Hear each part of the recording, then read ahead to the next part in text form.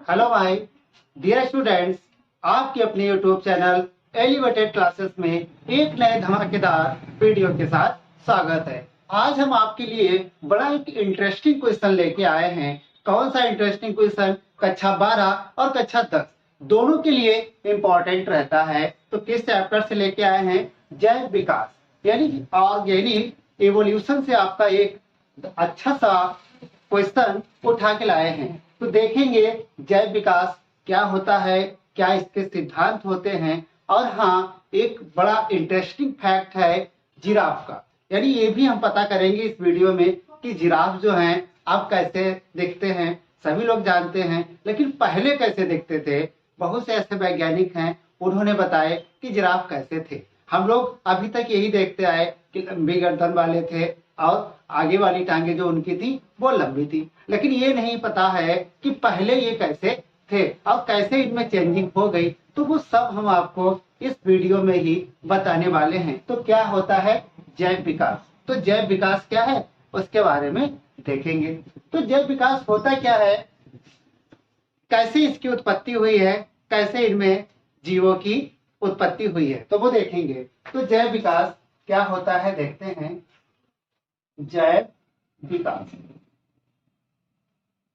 सरल जीवों से उच्च कोटि के जीवों का निर्माण होना क्या कहलाता है? जैव विकास होता है। यानी सरल से जटिल की ओर निर्माण होता है, और वो भी एक क्रमिक परिवर्तन में, यानी कॉन्टिन्यूअसली जो विकास होता है वो कॉन्टिन्यूअसली लगातार होता रहता है। तो इसी को तथ्य को साबित करने के लिए कई वैज्ञानिकों ने अपने अपने तथ्य दिए कि जैव विकास इस तरीके से हुआ, उस तरीके से हुआ। तो कैसे कैसे हुआ? तो साइंटिस्ट थे कौन? लैमार्क थे, दूसरे डार्विन थे, और तीसरे थे ह्यूगो डी ब्रीज। यानी ये 3 साइंटिस्ट थे जिन्होंने जैव विकास के बारे में बताया। तो क्या क्या बताया वो देखते चलते हैं। तो पहले आपका आता है कौन सा? जैव विकास में लैमार्क। कौन आता है? लैमार्क।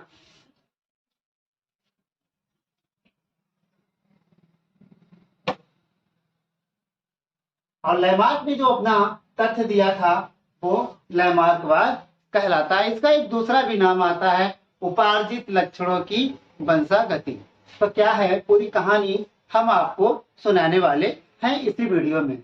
तो देखेंगे लैमार्कवाद। तो थोड़ा सा लैमार्क के बारे में हमें परिचय होना चाहिए कि लैमार्क कौन थे और इन्होंने क्या किया।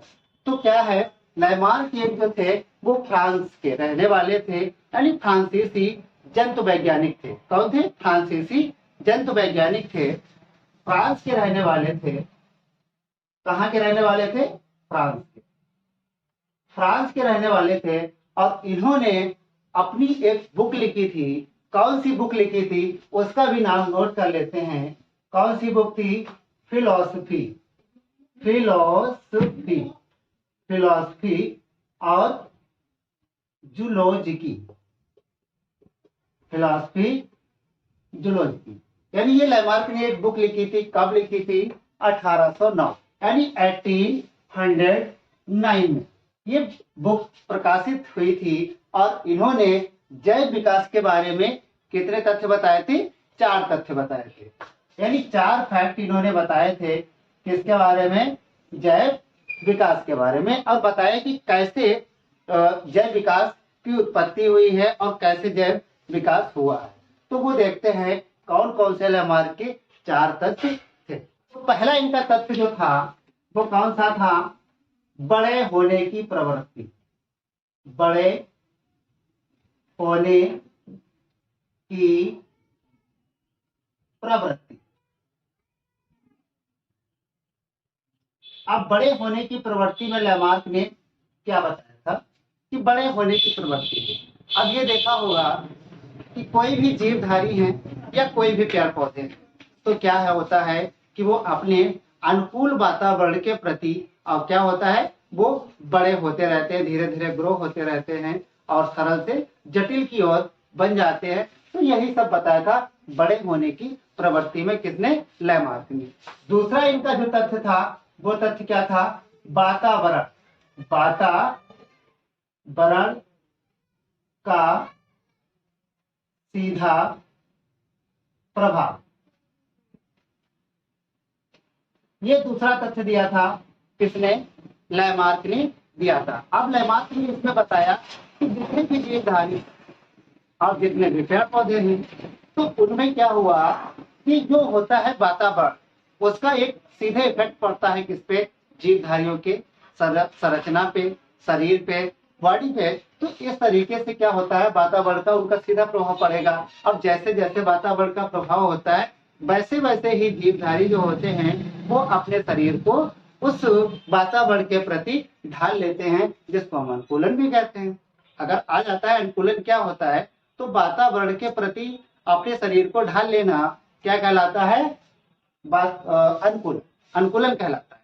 तो ये हो गया वातावरण का सीधा प्रभाव। भाई जितने भी पेड़ पौधे होंगे, जितने भी जंतु होंगे, तो जैसी जैसी क्लाइमेटिक एरिया होगी, वैसे वैसे वो जीवधारी अपने शरीर के, अपने अंगों को उसी में उपयोजित कर लेते हैं। तो ये हो गया इनका दूसरा तथ्य। तीसरा तथ्य बड़ा ही इंटरेस्टिंग है, वही गर्दन वाला जिराफ का। तो क्या होता है? तो तीसरा आपका जो होगा वो होता है अंगों का, क्या है?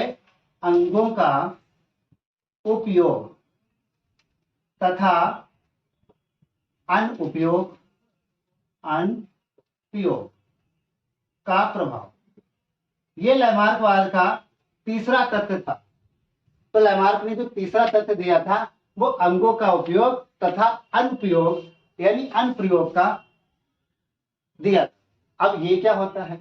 तो भाई साधारण सी बात है, क्या होता है कि जिस अंग का हम लोग ज्यादा यूज करेंगे, ज्यादा उपयोग करेंगे, वो अंग विकसित हो जाएगा। जैसे क्या होता है, हम राइट हैंड से लिख रहे हैं, अगर अचानक बता दिया जाए कि लेफ्ट हैंड से लिखो, क्या लिख पाएंगे? नहीं। तो क्यों नहीं लिख पाएंगे? क्योंकि ये पार्ट जो है, हाथ जो है, वो हम लोग ज्यादातर चलाते रहते हैं, इसका ज्यादा उपयोग करते हैं, जिससे ये एक्टिव हो जाता है। ऐसे ही जिस अंग का उपयोग हम कम करते हैं या नहीं करते हैं, तो वो क्या होता है, धीरे धीरे वो उपयोजित नहीं रह जाता। तो यही इन्होंने बताया था कि अंगों का उपयोग तथा अनुप्रयोग। तो एक उदाहरण आपको देने वाले हैं उपयोग का, और एक देने वाले हैं अनुप्रयोग का। यानी अगर हम अपने अंगों का अधिक उपयोग करेंगे तो क्या होगा, और कम प्रयोग करेंगे तो क्या होगा। तो इस तथ्य में लैमार्क ने यही बताया था कि जितने भी जीवधारी होते हैं, तो जो जीवधारी अपने अंगों का अधिक उपयोग करते हैं, वो अंग धीरे धीरे विकसित हो जाते हैं, और जो अंगों का उपयोग कम करते हैं या नहीं करते हैं, तो वो अंग धीरे धीरे अपहासित हो जाते हैं और जीवाश्म में चले जाते हैं। जीवाश्म भी आप जानते होंगे। अब अंगों का अधिक उपयोग में पहला जो दिया था वो क्या दिया था? जिराफ का उदाहरण। किसका था? जिराफ, जिराफ का उदाहरण।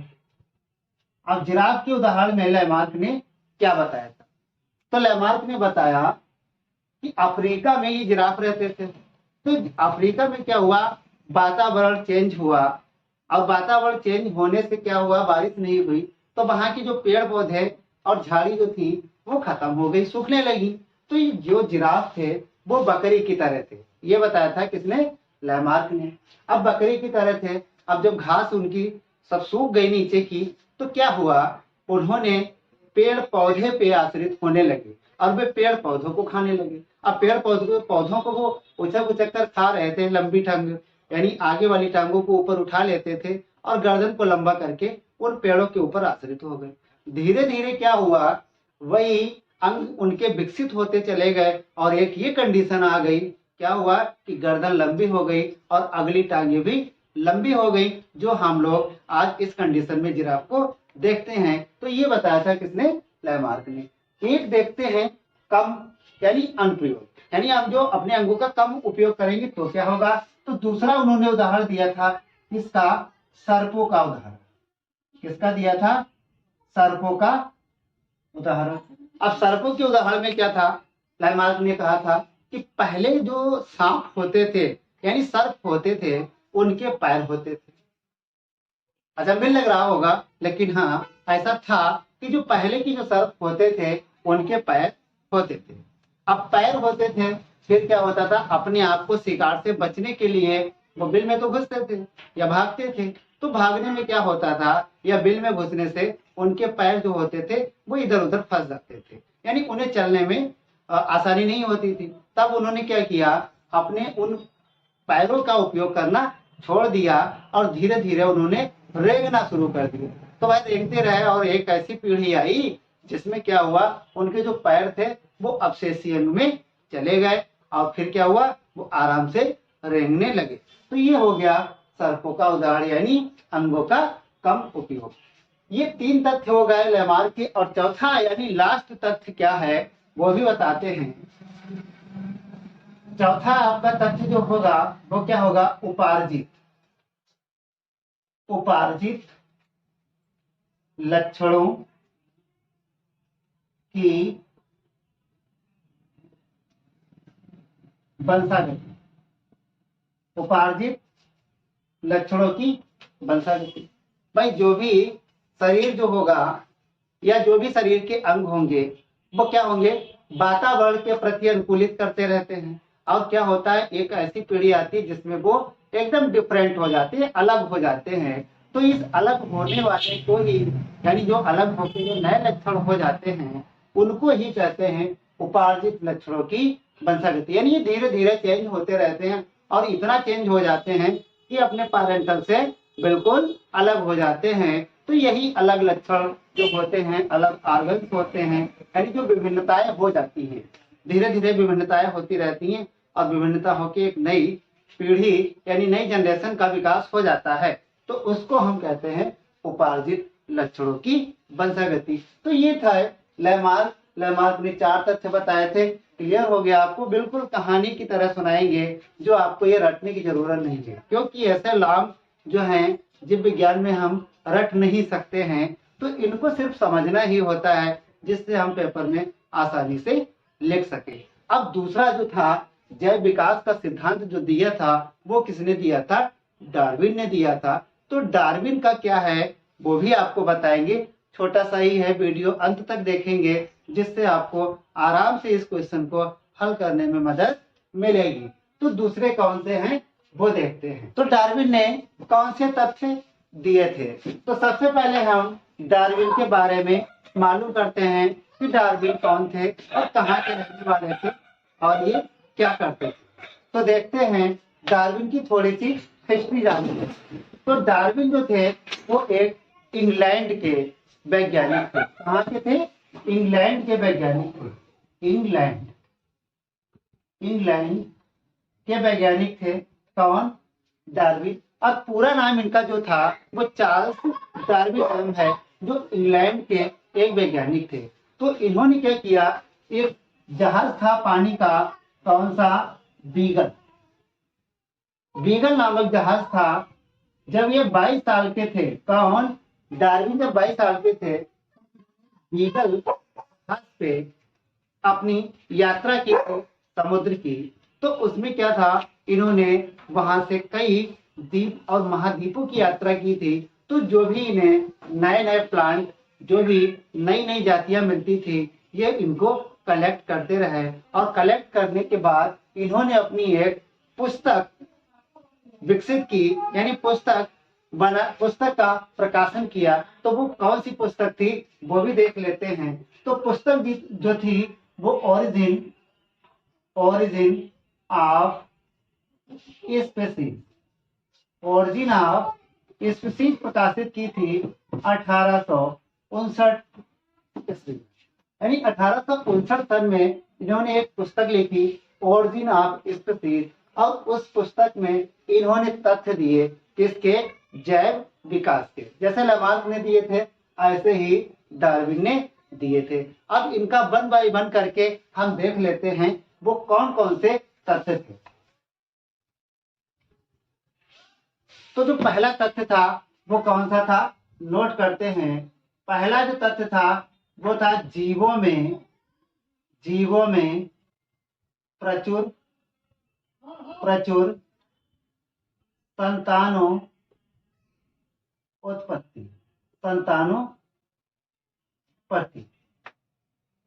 की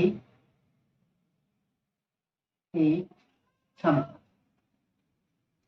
ये पहला तथ्य दिया था किसने, डार्विन ने दिया था। और डार्विन ने बताया था कि इस संसार में बहुत से ऐसे जीव हैं जो इनमें क्या होता है, संतान उत्पन्न करने की क्षमता बहुत अधिक होती है। जैसे मक्खी, इन्होंने बताया था कि जैसे मक्खी हैं, अब अपने जीवन काल में बहुत सी मक्खियों का जन्म बहुत से अंडों को देती हैं, जिनसे उनसे अगर देखा जाए, अगर वो सभी जीवित रहें तो कई फीट यानी 4 से 5 फीट तक एक मोटी परत बन जाएगी किसकी, मक्खियों की। लेकिन ऐसा नहीं होता है। क्यों नहीं होता है?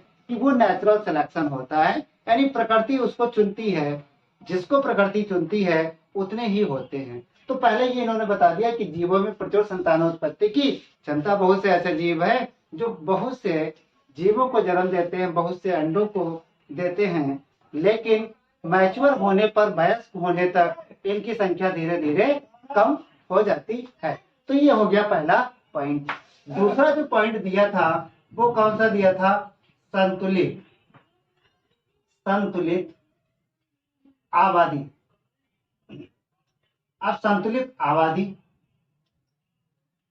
अब बताया था कि जीव जनन तो बहुत करते हैं, बहुत से जीवों का निर्माण होता है, लेकिन फिर भी उनकी आबादी जो होती है वो हमारे प्रकृति में संतुलित रहती है। जी हाँ, संतुलित रहती है। क्यों रहती है?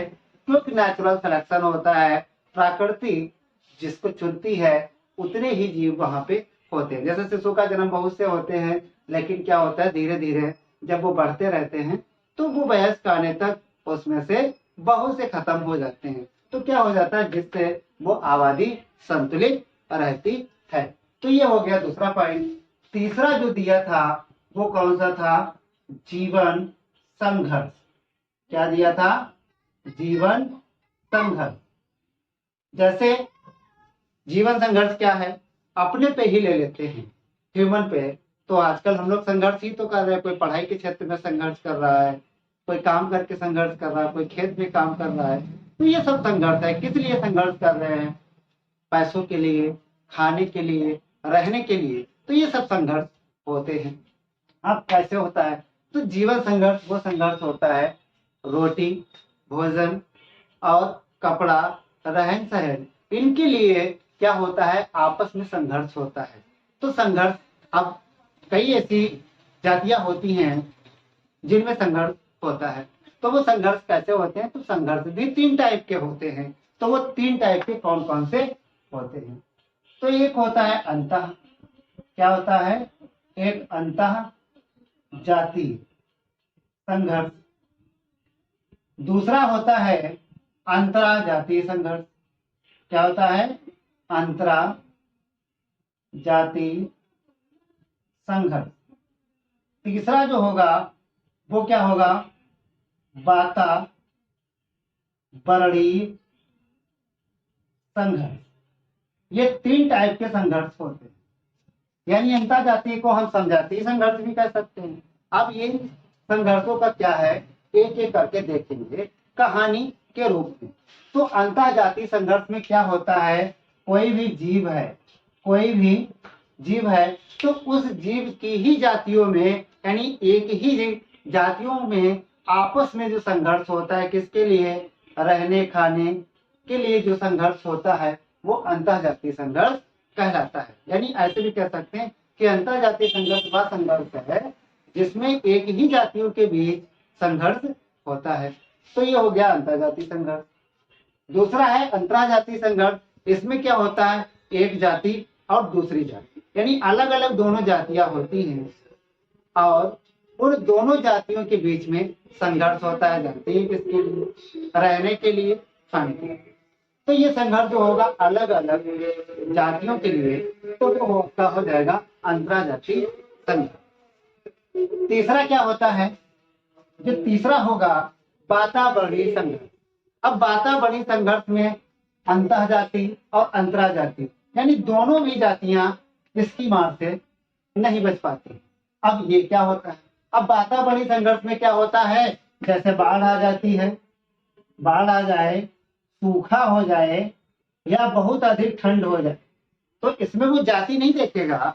इसमें क्या होगा, जितनी भी अर्थ पे, पृथ्वी पे जितनी भी जातियां होंगी, उन जातियों के के बीच में जैसे बाढ़ आ गई या सूखा हो गया या ठंड हो गया, तो वो सभी जातियां जो होंगी वो प्रभावित हो जाएंगी। यही प्रकृति का नियम भी है। जब भी आबादी असंतुलित होती है तो प्रकृति कुछ ऐसा काम करती है जिससे जो भी अनियंत्रित आबादी होती है उसको वो संतुलित आबादी में चेंज हो जाते हैं।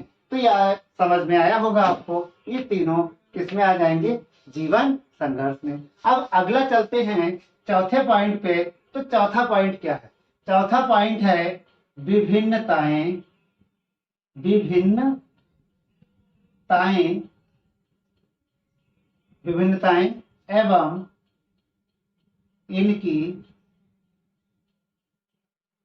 इनकी वंशागति।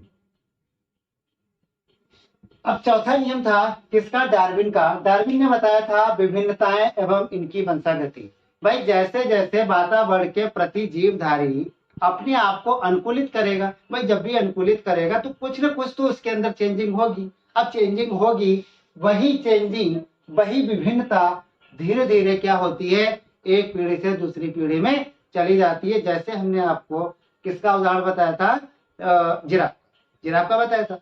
तो ऐसे ही जो विभिन्नताएं होती हैं वो धीरे धीरे एक पीढ़ी से दूसरी पीढ़ी में चली जाती हैं, तो उसी को ही हम वंशागति कहते हैं। अगला क्या है, पांचवा। तो पांचवा पॉइंट भी देख लेते हैं, वातावरण, वातावरण से अनुकूलन, वातावरण से अनुकूलन हो गया। अब वातावरण से अनुकूलन क्या होता है ये भी बताएंगे। अब इसमें क्या हुआ, बहुत से जीव का जनन हुआ, यहाँ आते आते उनकी संख्या कम हो जाती है। अब कैसे कम होती है, अब वातावरण से अनुकूलन, मान लीजिए बहुत से ऐसे जीवधारी हुए और क्या हुआ, बाढ़ आ गई। अब बाढ़ आ गई या सूखा हो गया या ठंड हो गई, तो मान लीजिए 100 जीव हैं, तो 100 जीव में से कम 90 जीव अपने आप को उस बाढ़ से, उस सूखा से अपने आप को अनुकूलित नहीं कर पाते। लेकिन कुछ जो हैं, कुछ परसेंटेज जो होती है जातियों की, वो अपने आप को इसके प्रति रेजिस्टेंस कर लेते हैं। और जो भी अपने आप को अनुकूलित कर लेंगे वही अपने आप को इस वातावरण में, इस संसार में बनाए रखते हैं। तो यही आपका है वातावरण से अनुकूलन। भाई वातावरण से जो भी जीवधारी अपने शरीर को अनुकूलित कर लेगा वही तो अपने आप को बनाए रखेगा, और जो अनुकूलित नहीं कर पाएगा वो क्या होगा, नष्ट हो जाएगा। इसलिए धीरे धीरे इनकी संख्या कम होती चली जाती है। और भी पॉइंट हैं, और भी पॉइंट कौन से हैं। अब अगला पॉइंट जो है वो क्या है, नई जातियों की उत्पत्ति। अब नई जातियों की उत्पत्ति कैसे, वो भी बताते हैं। भाई कोई भी जीवधारी था, उसने अपने आप को अनुकूलित कर लिया।